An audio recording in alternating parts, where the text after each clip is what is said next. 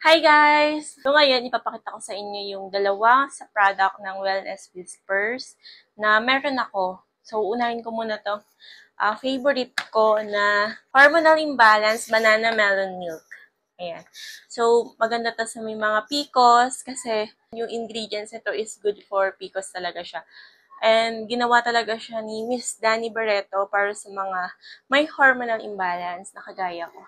So, ito is meron siyang melon extract, banana extract, probiotics, vitamin D, folate, omega-3, magnesium citrate, myo-inositol.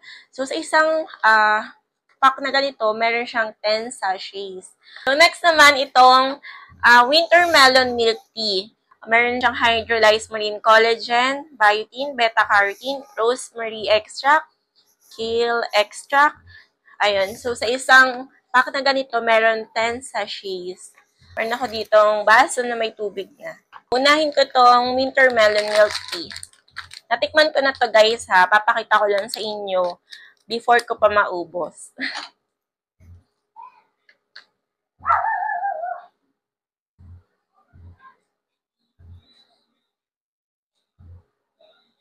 Yung winter melon milk tea, meron tong chia seed. Pero parang wala dito sa harap. Lang nakasulat sa harap. Pero may chia seed siya. Ganito yung tsura niya, guys. Merong mga chia seed. Ayan na. Yung itim-itim. Pinanindigan talaga nila yung winter melon. Meron pa din siyang pearl, yun yung chia seeds.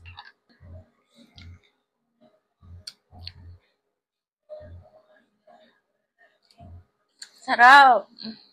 So, best na alternate to sa mga mahilig mag-milk tea.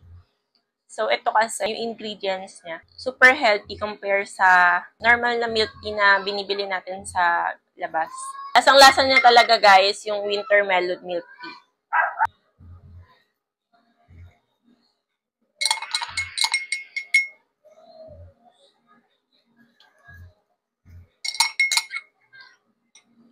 Next naman is itong banana melon milk.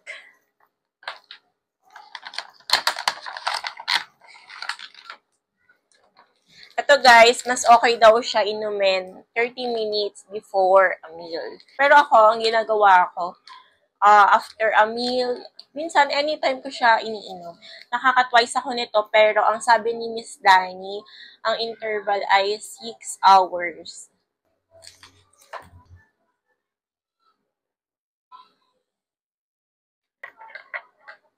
Nahalo ko na siya guys. Ang sarap nito. Malalasahan mo talaga yung pagka-melon na may milk, na may banana. Ang sarap niya, guys.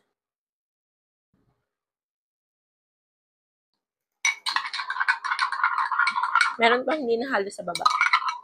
Ay, masik.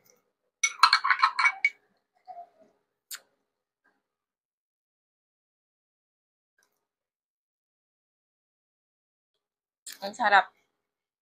Ayan. So, sa product ng Wellness Whispers, dalawa pa lang yung natitikman ko. Itong banana melon milk and winter melon milk tea. Masarap talaga to guys, itong dalawa na to. Meron pang ibang mga flavor ng hormonal imbalance, which is gusto ko din itry yung may coconut, tapos yung iced tea.